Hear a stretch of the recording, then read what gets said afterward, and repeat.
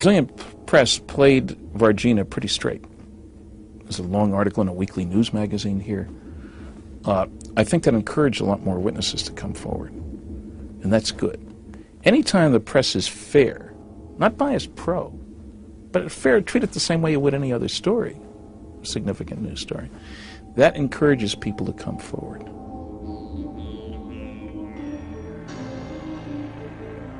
It didn't take the authorities long to clamp down on the favourable press coverage.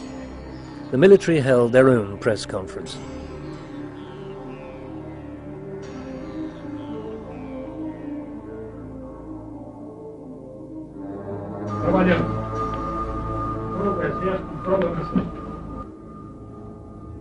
When the reporters and the whole press jumped on them, they refused to answer anything, and they said also you cannot film from the streets or facilities.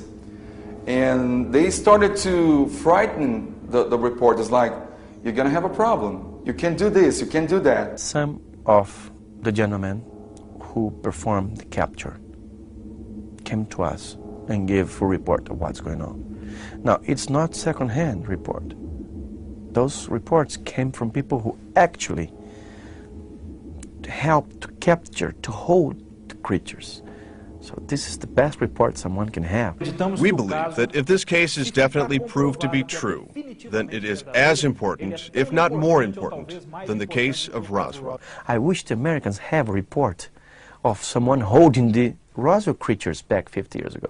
The notion that the Varginha case is the Brazilian Roswell isn't too far off the mark. I mean, it's got involvement of medical people, of military people, of a number of local witnesses, plus more sophisticated witnesses. It seems to involve creatures and a crash and government interest and U.S. government involvement, too, as far as we can tell. On the other hand, there are a number of differences, too. Roswell, of course, I began the research roughly 20 years ago, so there's been plenty of time. A lot of other people have participated. The Roswell case had press coverage, short-lived. You got to find the right newspapers, evening papers for July 8th from Chicago West. That's a small category.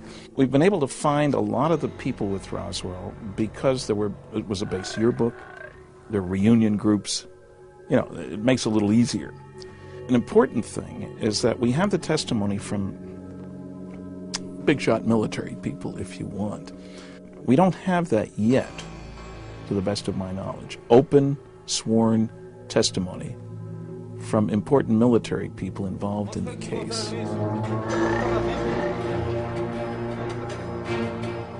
It was a lawyer, Ubirajara Rodriguez, who was the first person to break the story. What we can say from the evidence, the maximum we can say, is that there is not the slightest bit of doubt that everything did happen. We say this not only because we have heard from people from the town who were indirectly involved, but with people who participated in the principal events. Although medical staff and the military have given first-hand testimony to researchers, they are unwilling to reveal their identities. Espero que você entenda. Se você mencionar meu nome, eu serei apagado do mapa. One of the soldiers was carrying a sack where, as far as I could make out, something was moving inside.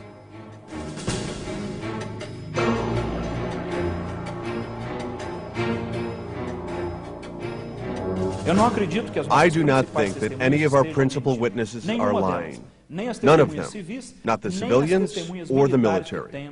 The statements are concrete, and I believe in the sincerity of all of them. Well, it was very hard for me to get all this military personnel to give me information, but I got it, and I'm not talking about only soldiers, I'm talking about high-ranking people. I'm talking about lieutenants, majors, captains, sergeants. Many of the witnesses to the incidents were traced and told not to reveal any more information.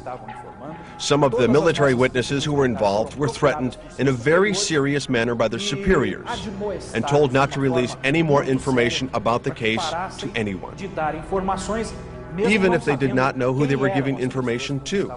The military were threatened by their superior. Don't talk about this to anybody.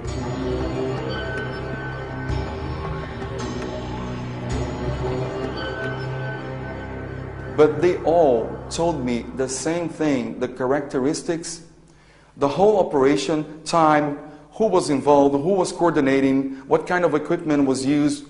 So they all confirmed everything. One nurse who has been working for the same institution, for the same hospital for over 20 years, was threatened. The principal called her and said, hey, you're not supposed to talk about this to anybody, because if you do, you better start looking for another job.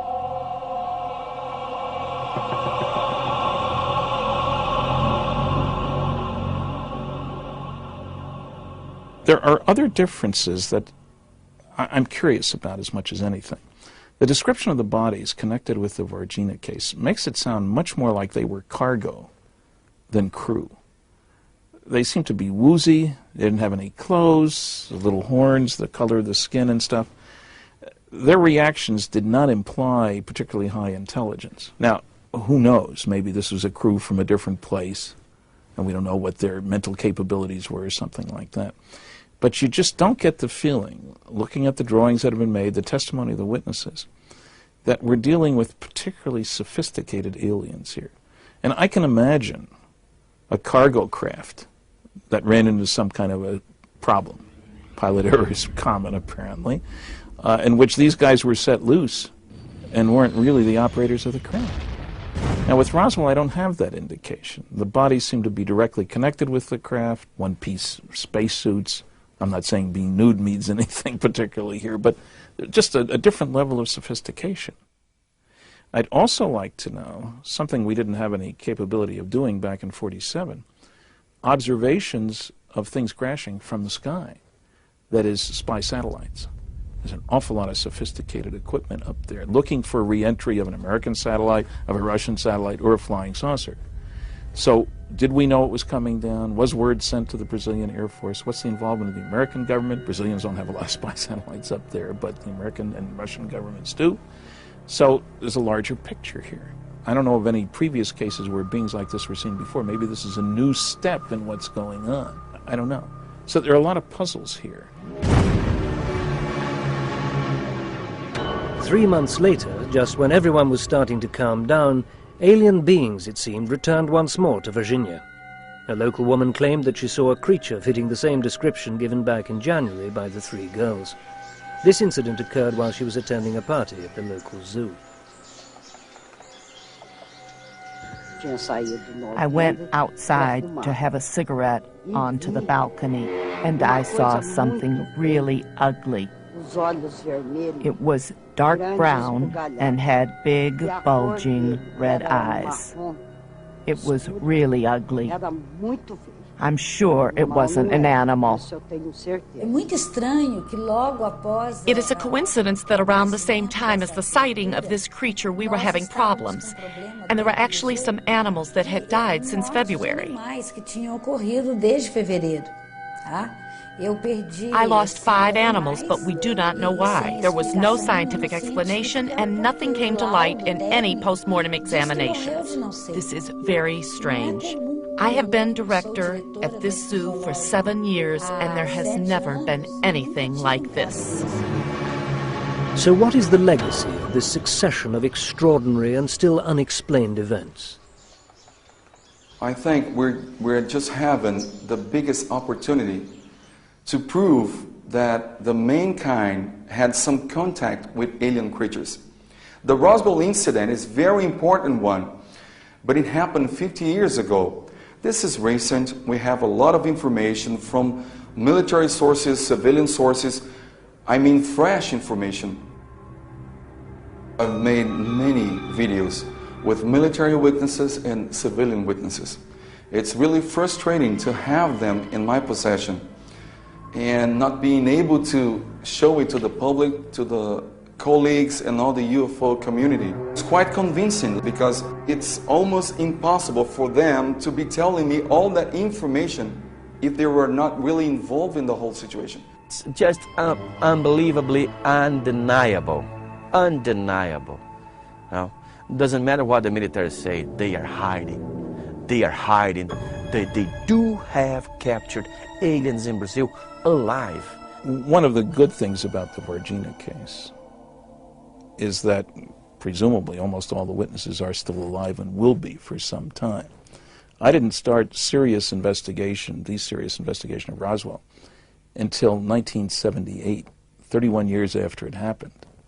And many of the key witnesses died in the next 10 years, not surprisingly. So we've got some hope here. If major effort is expended to get more witnesses, especially the insiders, the guys at the hospital, the military guys who grab and so forth, then there's certainly a good chance we can find those people. So I envy the people here in having some time to work with.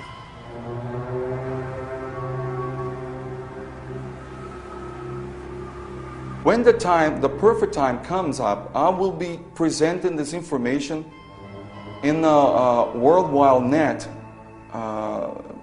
It will be in the CNN news, it will be in United Kingdom, it will be in the whole world. But yes, I intend to do it. But if I do it right now, probably somebody's going to jail tomorrow. Because I do believe we were visited by alien creatures, and I want to know what happened to these creatures.